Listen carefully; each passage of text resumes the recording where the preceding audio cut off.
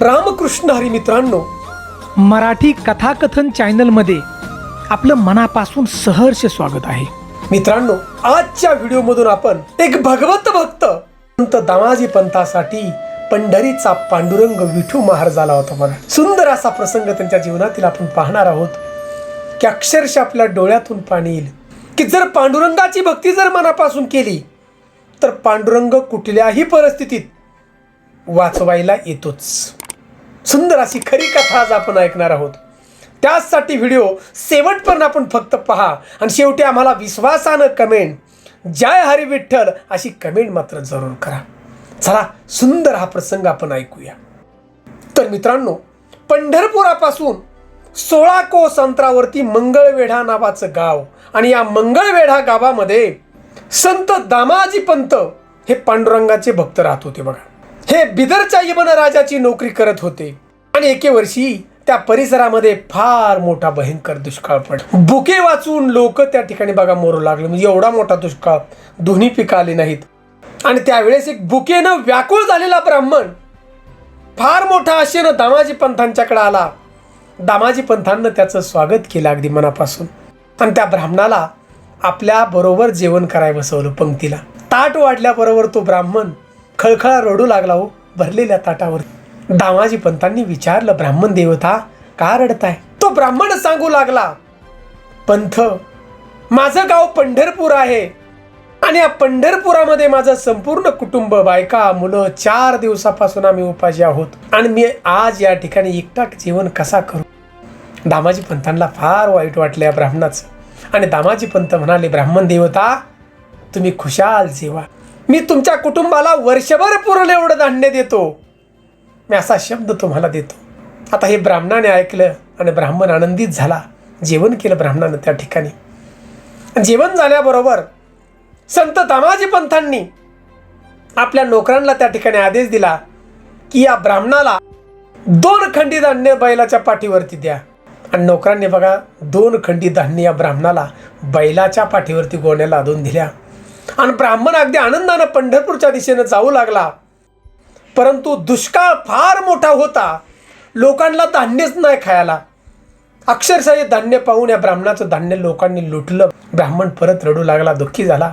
परंतु ही सगळी खबर पंढरपूरच्या परिसरामध्ये पसरली की दामाजी पंत धान्य वाटतायत मंगळवेढ्यामध्ये.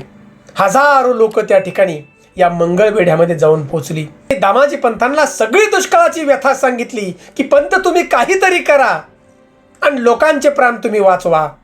आता हे सगळ्या व्यथा ऐकल्यानंतर दामाजी पंथांना फार वाईट वाटलं, दया आली लोकांची. आणि दामाजी पंथांनी ठरवलं की आता ही बिदरच्या राजाची 2 कोठाऱ्यात धान्याने भरलेली ती वाटून टाकूया आपण. आणि अक्षरशः त्या ठिकाणी बघा दामाजी पंथांनी ही धान्याची कोठारं खुली केली आणि लोकांना धान्य फुकट वाटू लागले. जशी खबर मिळेल तशी लोक वाढू लागली. 1 महिनाभर धान्य त्या ठिकाणी वाटण्याचं काम संत दामाजी पंत करत होते. बघा, लोकांना गोर गरीब जातपात काही म्हणत नव्हती. दामाजी पंथांना हेही माहीत होतं की आता बिदरच्या राजाला जर कळालं तर मला शेवट फाशीची शिक्षा आहे. पुढं बघा तसंच घडलं. मंगळवेढा परिसरातील एका व्यक्तीनं बिदरच्या राजाला पत्र लिहिलं की तुमचं सगळं धान्य या दामाजी पंतांनी फुकट वाटून टाकले. आता राजाला कळताच राजानं फरमान काढलं बिदरच्या राजानं, त्या मंगळवेढ्याच्या दामाजी पंथांना कैद करून आणा आणि याचा शिरछेद करा या ठिकाणी बिदरला आणून.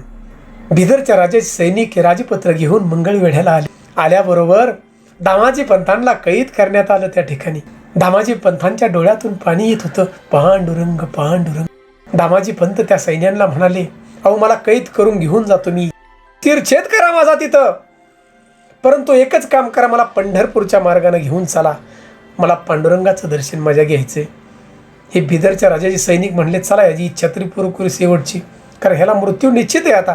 आणि दामाजी पंत या पंढरपुरामध्ये आले. बघा, चंद्रभागेमध्ये स्नान केलं आणि पांडुरंगाच्या पायाशी नतमस्तक झाले. मंदिरात जाऊन देवाला डोळे भरून पाहिले आणि म्हणाले, देवा अरे मी फार मोठी चूक केली. दुष्काळ पडला या भागामध्ये, लोकांना खायला धान्य नाही, म्हणून मी बिदरच्या राजाची 2 कोठार माझ्या अधिकारात होती, ती लोकांना वाटून टाकली. आता या राजानं फरमान काढले, शिरछेद करायचा आहे माझा आता. पण माझी अखेरची इच्छा होती की तुझं दर्शन तरी शेवटचं घ्यावं, म्हणजे मुक्ती तरी मिळेल मला, मोक्ष प्राप्ती. देवा, शेवटचं दर्शन तुझं झालं आणि धन्य झालो मी जातो आता बिदरला. असं म्हणून दामाजी पंत त्या मंदिरातून बाहेर पडले आणि सैन्यांनी कैद करून बघा बिदरच्या दिशेनं चालवलं दामाजी पंतांना. अखंड या विश्वाचा मालक पंढरीचा पांडुरंग विटेवरून खाली उतरले बघा. विठू महाराजचं रूप घेतलं आपल्या भक्तासाठी. गुंगडी काठी हातात आणि मोहरांची पिशवी होती बघा हातात. भगवंताची लीला, क्षणार्धात भगवंत विठू महारूपात बिदरला पोचले बघा. दामाजी पंतांना नेण्याच्या अगोदरच तिथं पोचले. दरबारात पत्र लिहिलं त्या ठिकाणी भगवंतानं. जोहार मायबाप, जोहार मायबाप त्या ठिकाणी म्हणलं राजाच्या समोर. राजाच्या वज्राला सांगितलं, मंगळवेढ्यावरून आलोय, दामाजी पंतांचा नोकर आहे.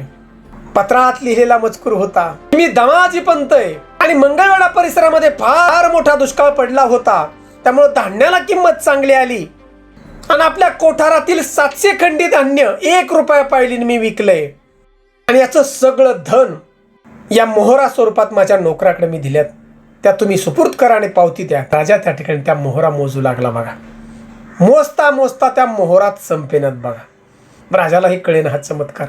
थोड्याच वेळा त्या सैन्यांनी दामाजी पंतांना त्या ठिकाणी पकडून आणलं बघा. आणि हे पाहताच त्या राजानं सांगितलं, त्वरित हात मोकळे करा दामाजी पंतांची. अहो, त्यांनी तर काय चोरी काय लबाडी केलीच नाही. त्यांनी कुठं धान्य फुकट वाटले.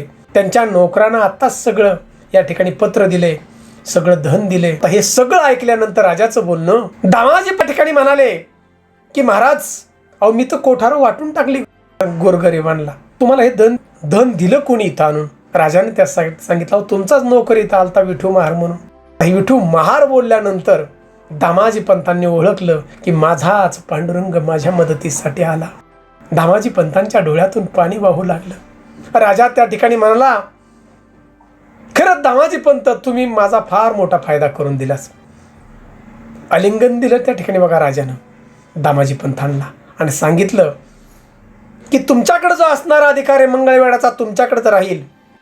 आता हे बोलल्यानंतर दामाजी पंत त्या ठिकाणी राजाला म्हणाले, या बिदरच्या महाराज, मला माफ करा, मला आता तुमची नोकरी नको, शेवट मी पांडुरंगाचीच फक्त भक्ती करणार आहे. माझं जीवन आता सगळं झोकून दिलंय मी पांडुरंगाच्या भक्तीत. त्या बिदरच्या राजाकडून दामाजी पंत पंढरपूरला आले बघा. संपूर्ण जीवन भगवंताच्या पायाशी लीन होऊन गेले. मित्रांनो, एवढी भक्तीची ताकद आहे बघा. आपल्या भक्तासाठी खंड विश्वाचा मालक विठू महार त्या ठिकाणी झाला. म्हणून मित्रांनो, भक्ती जर मनापासून असेल तर भगवंत तुम्हाला कुठल्याही परिस्थितीत तुम्हाला वाचवा येऊ शकतात बघा. कुठल्याही परिस्थितीत. आज सुद्धा मित्रांनो, हा प्रसंग जर आपल्याला आवडला असेल तर जय हरी विठ्ठल अशी कमेंट मात्र जरूर करा.